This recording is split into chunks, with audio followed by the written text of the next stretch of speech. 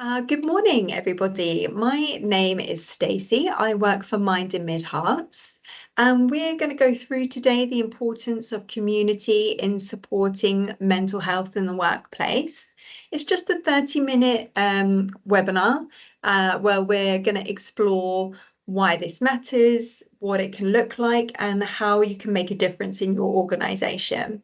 You'll notice at the moment that I've got you on mute. That's because this is being recorded, and then towards the end, I'll stop the recording and take any questions at the end. So if you think of anything, please do jot it down, and we'll have a discussion at the end. In the meantime, if you do need to unmute yourself or contact me in any way, the chat function's open, and so is the Q&A. So if everyone's happy with that, we'll make a start. As I said, I work for Mind in Mid Hearts. Hi, Nikki. If you haven't heard of Mind in Mid Hearts, that's okay. You might have heard of Mind. Now, Mind are a national charity. They work across England and Wales doing mental health awareness and really like top level stuff, working with the government on policies and working with large companies on how mental health should be portrayed on TV and in movies. And they do have a phone line as well. So if someone was to call that phone line in a moment of need, what they tend to do is recommend that you see your local Mind. Now, we are your local Mind here in Hertfordshire. And we have centres in Stevenage, St Albans, Hatfield and Hertford. And we're the ones that are actually running services in the local area to support people with their mental wellbeing in Hertfordshire. We're an independent charity. That means that we have our own services, our own fundraising, we do our own training for people and so on. So if you are interested in keeping in touch, please do scan that QR code or follow us on social media and sign up to our newsletter and keep in touch. So today, I'm hoping that by the end of the session, you'll understand the link between mental health, workplace culture, and community.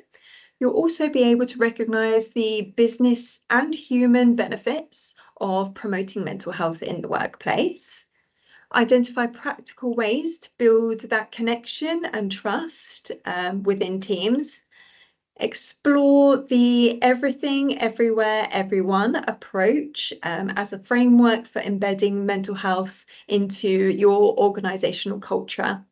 And also, I'd like you by the end of the session to be able to commit to taking at least one step towards improving mental health within your own workplace or team, no matter how big or small that may look. Moving on, just to clarify what it is that I'm talking about when I'm talking about mental health. Oh.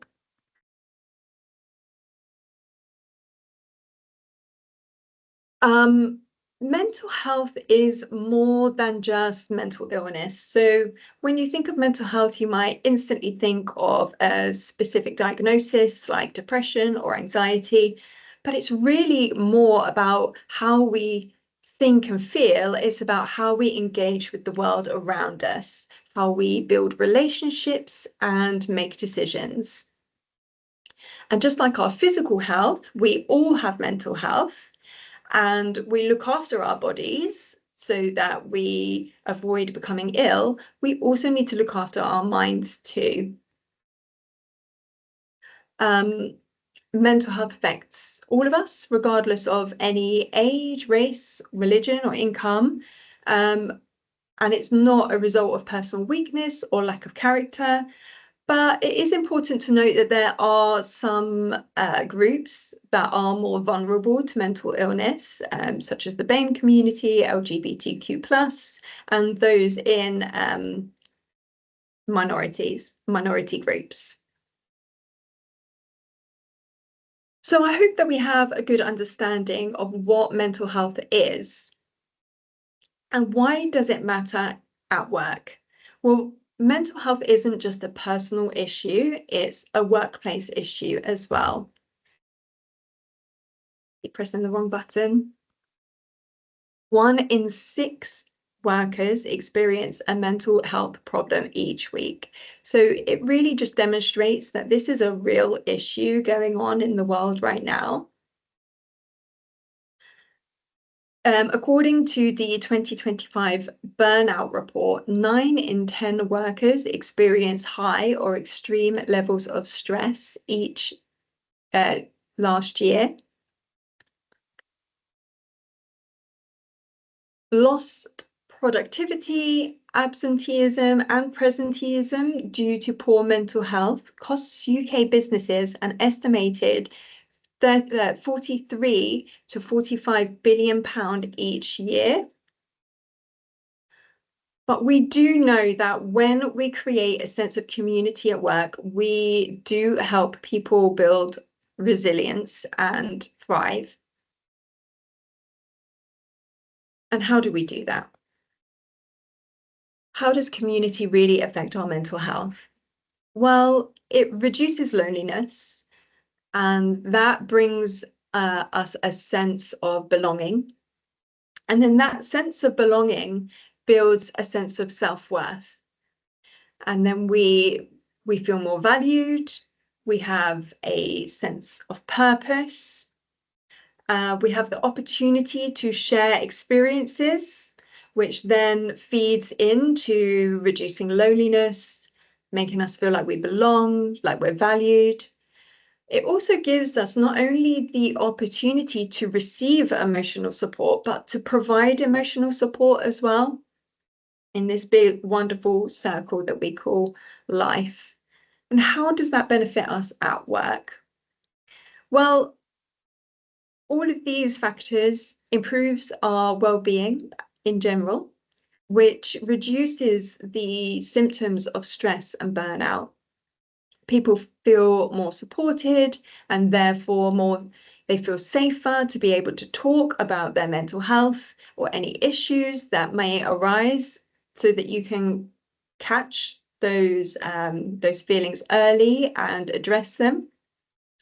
Connected teams tend to be more loyal and it therefore improves communication and collaboration. Work and life become more satisfying, therefore boosting morale, and people then become more resilient. All of those things together ultimately will improve retention and make sure that people are working to the best of their ability. So let's look at some practical examples of how to put this into action at work. Let's start with peer support groups. Peer support groups are a really good opportunity for colleagues to look out for each other. You can keep them quite informal. They could be active groups, so you could start a football group each week, or it could be just more like a walking group or a wellbeing group where people just have a cup of tea and chat. Or it could be around a specific topic, for example, bereavement, or it could be a general well-being group.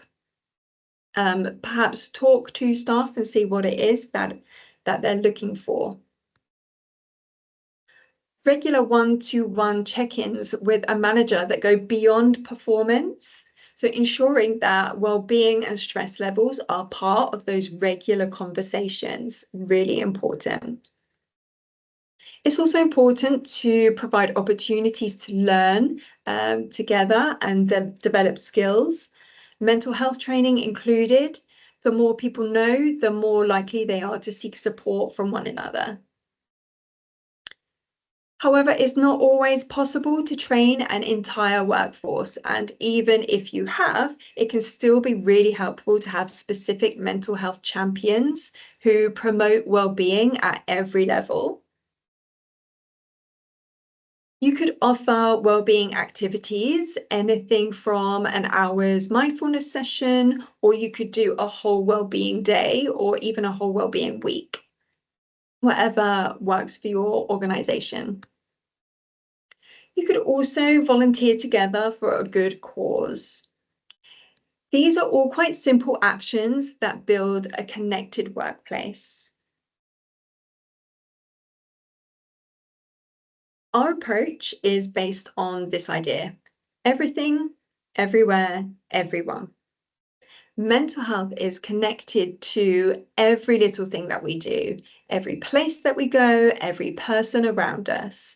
It's in our physical health, it's in our finances, our relationships, and our work life. It's part of defining moments and the day to day. And that's why we need to be talking about it and looking after ourselves. So let's consider how to put this into action by using the Thriving at Work core standards. So everything. Core standard 1, produce, implement, and communicate a mental health plan at work. Core standard 2, develop mental health awareness among employees by making information, tools, and support accessible. So you could do that by having a clear mental health strategy and specific policies to ensure that employees get the support that they need. Make sure they're clear, well-publicized channels in place for employees to raise concerns and take positive action. And also make sure that managers are approachable and confident about mental health and normalize those conversations, as we said before. Let's move on to everywhere. So core standard 3, encourage open conversations about mental health and the support available when employees are struggling during the recruitment process and at regular intervals throughout employment, with appropriate workplace adjustments offered to employees who require them. Now, workplace adjustments could include the actual workplace, the environment that you work in, or the way that things are done, or the level of support. When we meet people's basic needs, they're more likely to reach their full potential. So core standard 4 is provide your employees with good working conditions and ensure that they have a healthy work-life balance and opportunities for development. Everyone. Core standard 5, promote effective people management to ensure all employees have a regular conversation about their health and well-being with their line manager, supervisors, or organizational leader, and train and support line managers in effective management practice. Core standard 6, routinely monitor employee health and well-being by understanding available data, talking to employees, and understanding risk factors. So research shows that good line management is linked to health and well-being and improved in performance. So those ones are really important as well. This image basically demonstrates that we need to be mindful of mental health and well-being for every person at every level, at every point. We don't want to wait until people are at a point where they're already struggling with their well-being to step in. So at the top there, you've got support for all employees to thrive. So whether they've disclosed a mental illness or not, ensuring that everyone has a good work-life balance, takes breaks, and has equal opportunities, and so on, really important. Below that, you've got targeted support for those who are struggling or ill, so considering any reasonable adjustments where necessary.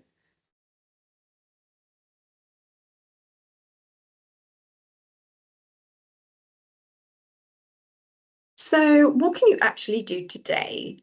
Whether it's encouraging open conversations, recognizing stress early, or simply connecting more as a team, everyone has a role to play.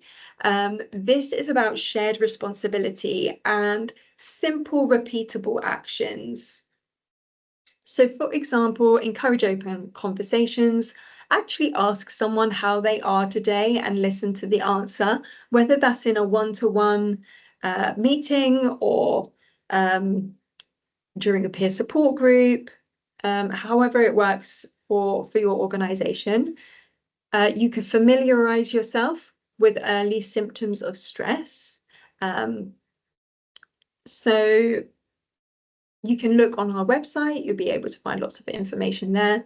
You could also arrange a team activity, empower everyone. So what I mean by that is get staff, get the whole team involved in these conversations and find out what it actually is that they would like to see going forward. Would they like more training? Would they like a peer support group? Do they want to go for a walk at lunchtime? Find out what it is that the team need from you so that you can then implement it. And then make those changes permanent. This isn't a one-off event. These are small things that can change, and there's no reason why they can't be implemented every day or every week, however it works for your organization. But remember, even small changes can spark big results. So whatever it is you choose to do today will make a difference to people's well-being. If this session has sparked any ideas or even an energy for change, we're not just going to leave you to it. We're here to help. We offer affordable, tailored training to support teams and leaders. So let's work together to build a workplace for you where mental health is truly for everyone, everywhere, in everything we do. How we do that, we have tailored workplace training. So we have mental health awareness training. We have that both that for teams and for team leaders. We've also got Spot the Signs, which is suicide awareness training. We offer a peer support program. So if you want those mental health champions, we offer a 4-day course that gives everyone the confidence to help one another. We also have a program of Thriving at Work workshops, which are 1-hour workshops. These can all be done online or in person, and that's something that we can discuss with you to find out what works best for you, how much time you've got available, how easy it is to get the team together, and what topics suit you. We also don't just leave it at training. We do offer ongoing support, so psychological therapies like counselling, one-to-one counselling, or drop-in sessions, which are like a 15-20-minute session where people can drop in and ask for advice. We offer post-bereavement and suicide support. We offer wellbeing days and mindfulness sessions. Those mindfulness sessions can vary from an hour taster session to a whole course. It's really about finding what's best for you and your organization. And we're happy to have those conversations with you to figure out what that is. So as you may be aware, this week is Mental Health Awareness Week. And Mind and Mid Hearts are doing lots in the community to sort of raise awareness around mental health. We also have fundraising going on and other bits and pieces. So that QR code and URL take you through to our Mental Health Awareness Week page, where you can find out how to get involved. So, thank you so much for listening to me. I have left plenty of time for questions. So I am going to try and figure out how to stop the recording, and I'll unmute everyone. Stop recording.